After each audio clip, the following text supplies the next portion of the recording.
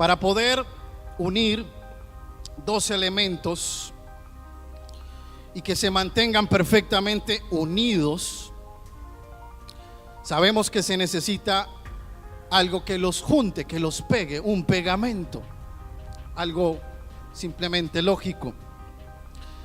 Para que exista unidad en la familia, se debe aplicar un pegamento. Ese pegamento, según la Escritura, se llama el respeto y el amor.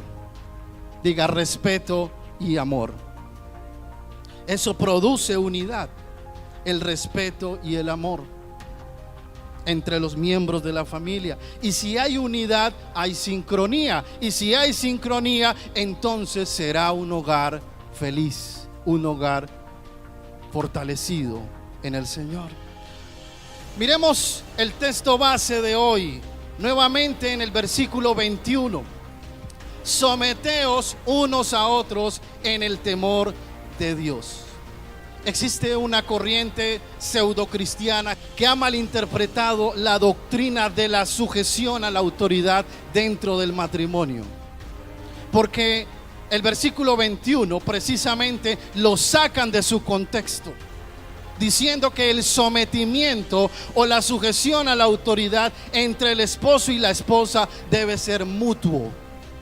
No sé si usted ha llegado a escuchar eso. Yo sí lo escuché en varias oportunidades cuando estaba estudiando teología. Es decir, que la esposa se sujeta al esposo, pero el esposo también debe sujetarse a la esposa. Y eso, según la Escritura y según el contexto de lo que vamos a hablar a continuación, es incoherente y es antibíblico. Completamente antibíblico. Realmente el versículo 21 es el título de todo lo que va a empezar a explicar el apóstol Pablo acerca del sometimiento a la autoridad en los diferentes roles que todos cumplimos en la sociedad. Desde el rol de esposo, el rol de esposa, el rol de hijos, el rol de empleado, el rol de empleador o jefe, porque todos de alguna manera hemos estado en cualquiera de estos roles. Entonces resulta que esta es toda una sección completa que va desde el capítulo 5 versículo 21 hasta el capítulo 6 versículo 9. Recordemos que las Sagradas Escrituras no se escribieron inicialmente por capítulos ni versículos. ¿Cuántos sabían esto? Los escritores usados por Dios escribían de corrido, derecho, como cuando tú escribes una carta. Ya mucho después se organizó por capítulos en el siglo XIII y después en el siglo XVI por versículos por diferentes eruditos. Hermanos, vemos que la doctrina del sometimiento a la autoridad es completamente bíblica, es completamente santa, es completamente divina, porque refleja el carácter de Dios, refleja la Trinidad, la forma en que se relacionan los miembros de la Trinidad. Jesús mismo practicó el sometimiento a la autoridad. En su niñez vemos, en su niñez y en su adolescencia, que Jesús estuvo siempre sometido a la autoridad de sus padres terrenales. Y vemos también a un Jesús que ya en su adultez siempre también estuvo sometido a la autoridad de Dios, como lo dije al principio. Pero también vemos que dentro del entorno familiar de Jesús encontramos a María, su madre, como una esposa plenamente sometida a la autoridad de su esposo José, que siempre lo respetó y que siempre lo apoyó. Y según el versículo 21, vemos que lo que nos debe motivar e impulsar a someternos a nuestras autoridades es que el temor de Dios. ¿Cómo dice el versículo 21? Someteos unos a otros, ¿en qué? En el temor de Dios. Cuando tememos realmente a Dios y lo respetamos a Él, hermanos, queremos obedecer al Señor en todo lo que Él nos pide. Queremos realmente respetarlo a Él, hacer su voluntad, porque hemos entendido que Él es la máxima autoridad de nuestras vidas.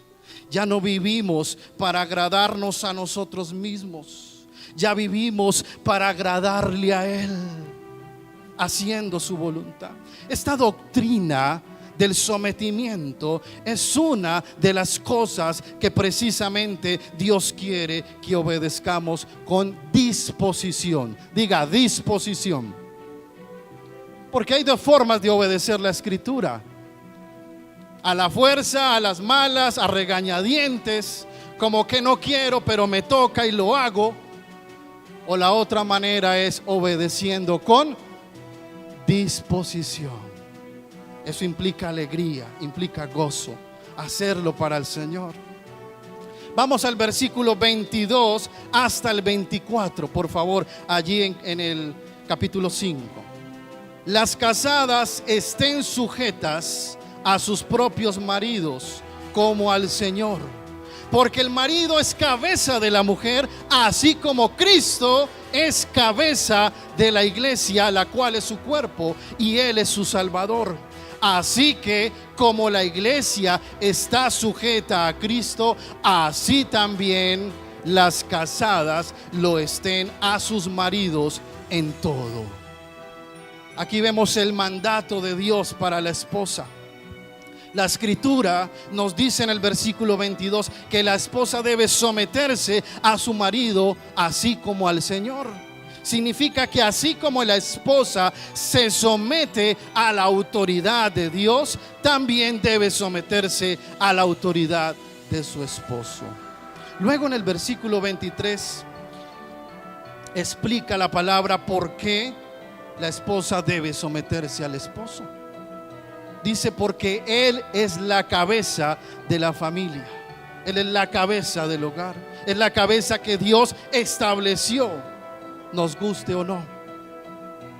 O sea, el esposo es la autoridad superior dentro del núcleo familiar, que representa, el hombre representa y dirige a la familia. Asimismo, como Cristo es la cabeza de la iglesia y se entregó por amor por ella para salvarla. Hermanos, hermanas sobre todo, amadas hermanas, sabemos que este es un mandato difícil de asumir y de cumplir para ustedes. Sabemos que es así. Es un mandato del Señor para la esposa, difícil sujetarse a su esposo. Pero dice la Escritura que debe sujetarse en todo, y no es algo opcional, como que en algunas cosas sí, pero en otras no. Dice que es en todo. Este es uno de estos pasajes bíblicos que muchas mujeres casadas quisieran arrancar de su Biblia. Algunas posiblemente ya la arrancaron, ¿no? Para no tener que encontrarse con esto y leerlo en su devocional. Sabemos que muchas veces no es fácil para ti, esposa, sujetarte a tu esposo con disposición. Todos luchamos. La esposa lucha con la sujeción y el esposo también tiene otras luchas, precisamente con el amor, que es la exigencia o el mandato de Dios que veremos a continuación. Porque seguimos luchando con una naturaleza caída que siempre se inclina a la rebelión. Ahora, amadas hermanas, la sujeción es absoluta, pero la obediencia es relativa. Apréndase esta frase: la sujeción es absoluta. Diga conmigo: la sujeción es absoluta, pero la obediencia es relativa. ¿En qué sentido?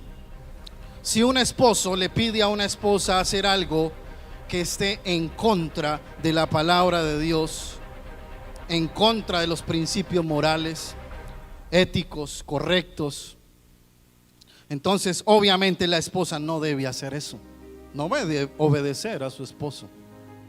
El principio, y varones, escuchen esto, el principio de la sujeción no es un argumento que el esposo pueda usar para manipular a su esposa, sometiéndola por la fuerza para desobedecer la escritura, para que haga cosas en contra del Señor, llevándola a cometer algún tipo de pecado o delito. Precisamente es al contrario. El esposo debe guiar siempre a su esposa es hacia la práctica de la santidad, de la integridad, siendo él un referente espiritual para ella como sacerdote de su familia. Vamos al versículo 25 al 29. Ay, ay, ay, varones, diga ay, ay, ay. Ahora me toca a mí. Maridos, versículo 25. Amad a vuestras mujeres, así como Cristo amó a la iglesia y se entregó a sí mismo por ella. ¿Para qué? Para santificarla, habiéndola purificado en el lavamiento del agua por la palabra, a fin de presentársela a sí mismo una iglesia gloriosa, que no tuviese mancha ni arruga ni cosa semejante, sino que fuese santa y sin mancha. Así también los maridos deben amar a sus mujeres como a sus mismos cuerpos.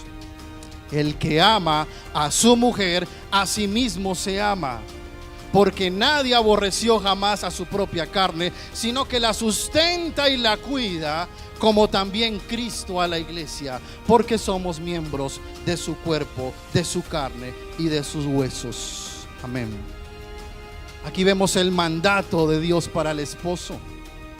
El mandato del Señor para el esposo es amar a su esposa, así como Cristo ama a la iglesia. ¿Y cómo Cristo ama a la iglesia?